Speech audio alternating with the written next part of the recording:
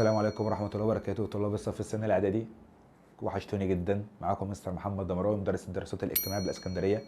اشتغلنا الترم الأولاني وعدى بحلو بمره، نحمد ربنا على اللي هو عدى خلاص. نركز يا حبيبي معانا في الترم التاني، وبرضه هنحل معاكم أسئلة ومراجعات كتير جدا. ركز معايا وأنت تقدر. يلا بينا.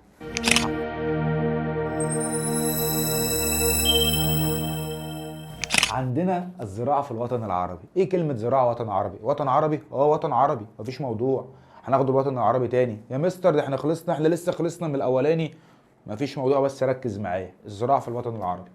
عرف الانسان الزراعة منذ قديم الازل. الله، ده احنا عارفين الزراعة من زمان قوي. ده بالنسبة للزراعة، ده المصري القديم سكن عاش حياة التنقل والترحال، ولما عرف الزراعة استقر على ضفاف نهر النيل. تقول اعدادي، هو الكلام ده سيبك منه. اول الحضارات عندي او اعتمد عليها الزراعه مثل الحضاره المصريه القديمه اللي هي الحضاره الفرعونيه. وعندي حضاره تانية اسمها حضاره بلاد العراق، اللي هي ما بين النهرين، اللي هي دجله والفرات. نهري دجله والفرات في العراق. ركز معايا. يبقى اولى الحضارات اللي ظهرت عندي هي الحضاره المصريه القديمه، اللي بيطلق عليها الحضاره الفرعونيه. عارفينها وايه اللي عارفينها. اتنين، حضاره بلاد الرافدين اللي هي العراق، دجله والفرات. مستر انا عندي عوامل قيام الزراعه. ايه يا مستر؟ احنا لسه هناخد عوامل قيام الزراعه. عندي حبيب قلبي عوامل طبيعيه وعندي عوامل بشريه. العوامل الطبيعيه مين اللي عاملها؟ ربنا، برافو عليك شطور. والعوامل البشريه الانسان. ايه الجمال ده؟ احنا ايه يا عم؟ تركز.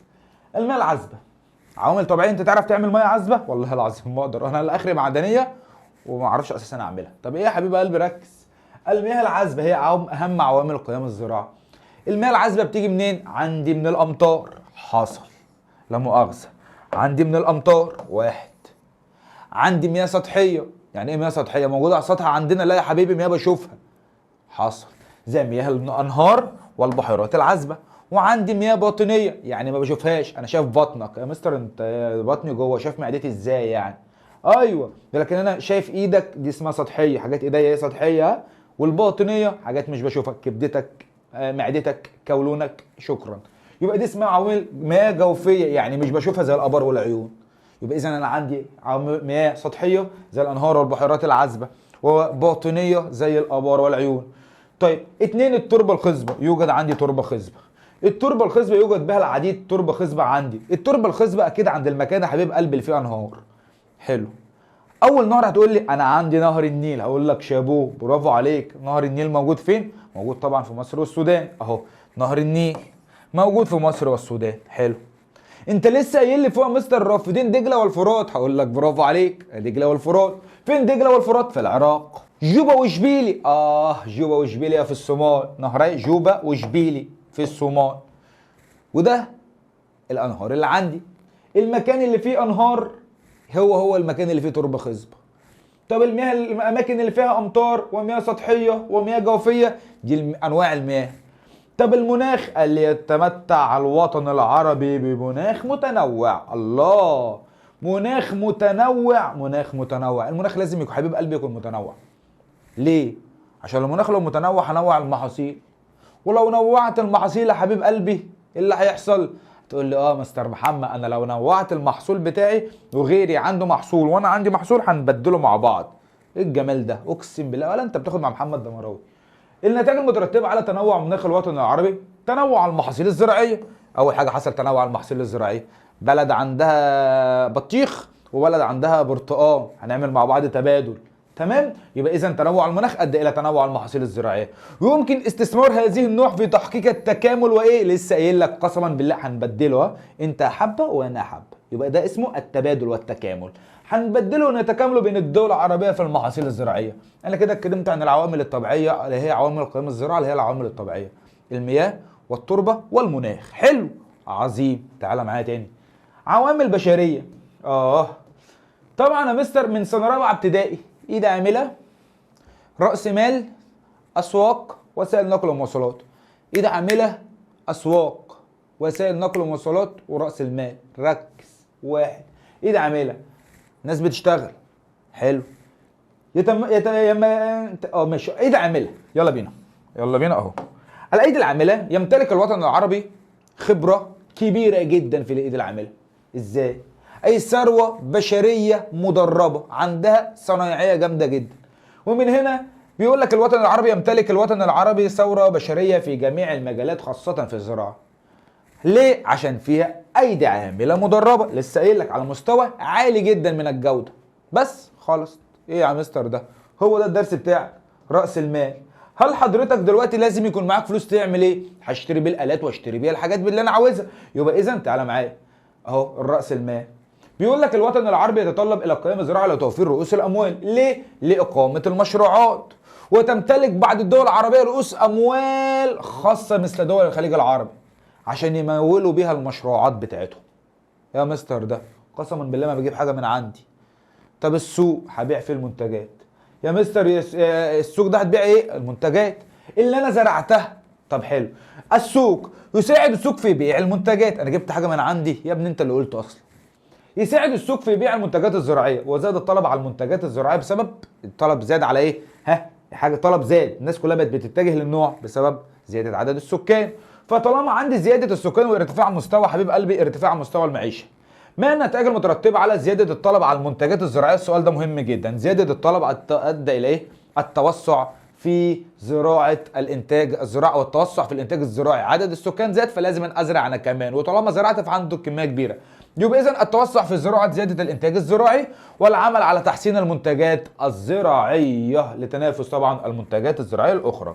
ازاي احسن المنتج بتاعي عشان الاقي الحاجه ميد ان ايجيبت اروح اجيبها، ما اروحش اخد ميد ان انجلاند او مثلا اي دوله تانية. وصلت؟ طيب وده كده العوامل البشريه.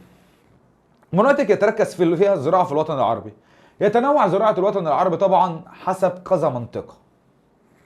ايه هي المناطق التي بتعتمد على الزراعه على مياه الامطار؟ حبيب قلبي انا قلت لك انا عندي المصادر المياه 3: امطار، انهار، جوفيه. حلو عظيم. اول حاجه مناطق الزراعه على مياه الامطار. هرجع معاك للترم الاولاني الاقليم المداري. معظم السودان، وسط الصومال، جنوب موريتانيا، وجنوب غرب شبه الجزيره العربيه. فاكر انت ترم اولاني؟ طب تعالى الاجزاء الشماليه طبعا في الوطن العربي يعني عند البحر المتوسط، ما تزعلش نفسك. واليمن عند صنعاء لما قلت لك، وجنوب الصومال وجنوب موريتانيا. يمن، جنوب الصومال، جنوب موريتانيا، اوعى تنسى البحر المتوسط. يمن، جنوب صومال، جنوب موريتانيا، اوعى تنسى البحر المتوسط اللي هي الاطراف الشماليه. شكرا. سهله. طب تعالى مناطق تعتمد على الانهار. قلت لك عندي كام نهر؟ قلت لك دلوقتي عندي 3 انهار. مين هم حبيب قلبي؟ قلت له مستر نهر النيل. فين؟ مصر والسودان. يبقى اذا نهر النيل. تاني نهر قلت لي دجله والفرات. فين يا حبيبي؟ في العراق. يبقى دجله والفرات في العراق. تالت نهر لسه قايل لك جوبا وشبيلي. نهر النيل دجله فرات جوبا وشبيلي في الصومال. نهر النيل في مصر دجله فرات عراق جوبا وشبيلي صومال. مناطق تعتمد على الزراعه على المياه الجوفيه اللي هي المياه الايه؟ الباطنيه اللي مش بشوفها، اللي هي المناطق اللي موجوده في الصحراء زي الواحات الداخله والخارجه في مصر، وده مهم جدا. وده كده المناطق اللي بتركز فيها الزراعه، المناطق اللي فيها ميه. شكرا. سهل الدنيا. ها كمل معايا. يجي يقول لك بقى اهميه الزراعه. الزراعه بتهمني مهمه في ايه؟ هتقول لي يا مستر يا سلام، الزراعه اول حاجه في الزراعه مستر دي انت اللي بتاكل منها وانا باكل منها. حصل. فبتوفر الغذاء لسكان الوطن العربي. بتوفر لي الغذاء. حصل. مش انت بتاكل وانا باكل يبقى بتوفر الغذاء. سهل الزراعه اهي. 2 بتوفر لي فرص عمل. الله، حتى الزراعه اللي بتوفر فرص عمل للسكان في الوطن العربي. بيشتغل فيها قد ايه؟ 50%. نص السكان في الوطن العربي بيشتغلوا بالزراعه، فلاحين اهو، بيشتغل فيها 50%، مهمه جدا. بتوفر رؤوس اموال، اكيد طبعا ببيع واشتري عشان اشتري طبعا المشروعات.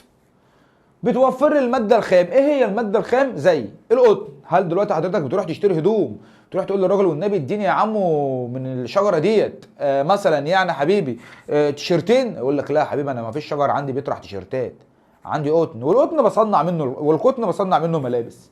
يبقى القطن بيدخل في صناعه المنسوجات. هفيت على كوبايه شاي ورحت القهوه، تلاقي عمو القهوجي جايب لك عود قصب ويقول لك خد يا جميل حل السكر، حل الشاي بتاعك. مفيش الكلام ده، بيجيب لك سكر. فقصب السكر بصنع منه سكر. تعالى، فقصب السكر بصنع منه سكر. الفاكهه والخضروات طبعا بتنزل حضرتك دلوقتي السوق اول ما بتخش السوق بقى بتفتح التلاجات في السوق، بتلاقي باميه مجمده، بتلاقي بزله مجمده، بتلاقي ملوخيه مجمده. حفظ وتغليف الطعام، اللي هو حفظ وتغليف الاغذيه والخضروات، ودي صناعه طبعا.